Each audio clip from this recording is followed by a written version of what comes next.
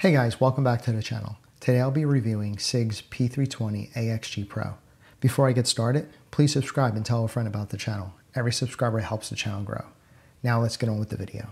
Let's start by going over all the features from front to back. Starting with the barrel, it comes with a 4.7-inch carbon steel barrel with a black DLC coating. It comes with SIG's X-Ray 3 day-night sights, but you can see here that the owner of this pistol swapped the stock sights for the XS F8 suppressor height night sights. The reason he did this is because he couldn't co-witness his stock irons with this optic. I prefer this type of setup when running an optic as well. In fact, I'm running these iron sights on my P365 EDC, and I highly recommend them. Getting back to the AXG Pro, the slide has a nitron finish and comes with a ton of lightning cuts. The lightning cuts should help lighten the recoil a little bit. It also comes with a metal optics plate in case you want to run this pistol with no optic. The slide is cut for direct mount with Romeo 1 Pro, Romeo 2, Delta Point Pro, and the Trijicon RMR optics. So you'll need a mounting plate to be compatible with other optics. The AXG Pro comes with two 17-round steel mags that sports Henning Group aluminum base pads. It also comes with SIG's X Series flat face trigger. If you tried this X Series flat face trigger before, you know how it feels. But that's not to say this isn't a good trigger. For a stock trigger, I really like it. So while we're talking about it, I'm going to ghost the trigger for people who aren't familiar with this type of trigger. So you can see it's a flat face trigger. Let's make sure that we're safe and we are clear. So you have a little bit of an uptake right here. You hit that wall, just a tiny bit of creep. Here's the reset.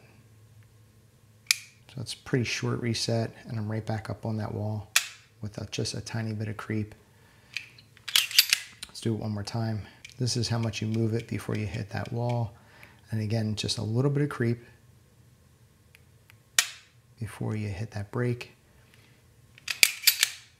Here's the reset, and then you're right up on that wall again. So I like this trigger a lot. I weighed the trigger pull off camera, and the average trigger weight for this AXG Pro was 3 pounds 15 ounces. This pistol comes with a black hard-coated anodized stainless steel AXG full-size grip module with a detachable AXG magwell. The grip panels are custom Hogue black G10 panels. They provide a nice amount of grip and they feel great in hand. As a side note, if you don't like the Hogue G10 panels, you could swap them for a different third-party set for more personalized look and feel. This grip also has a 1913 rail, machined undercut, and an extended beaver tail. I wish the grip module was extended to the end of the slide. This would give you more pick rail and it would look more aesthetically pleasing in my opinion. The magazine release button has a nice texture to it and it's easy to reach. The pistol's measurements are overall length 8.2 inches, overall height 5.5 inches, overall width 1.6 inches, barrel length 4.7 inches, sight radius is 6.6 inches. The weight with the magazine is 35.4 ounces. We're going to do some size comparisons real quick.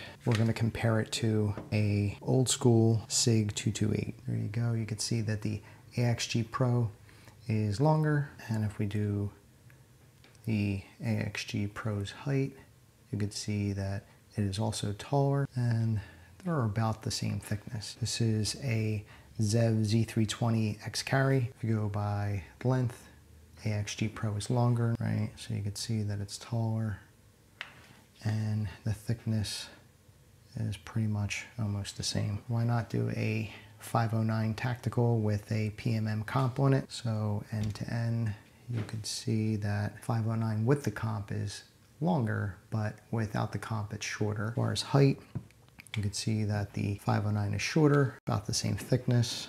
Let's compare the Walther PDP, and this is the full-size 4-inch barrel. It is almost the same length. As far as height, they are almost exactly the same as far as height. So you can see that they're pretty much the same. And as far as thickness, PDP looks slightly thicker. And why not just compare it to the XMacro? Why not? Just for fun. So XMacro, you can see, is shorter. As far as height, with both of them having the magazine in, the AXG Pro is taller.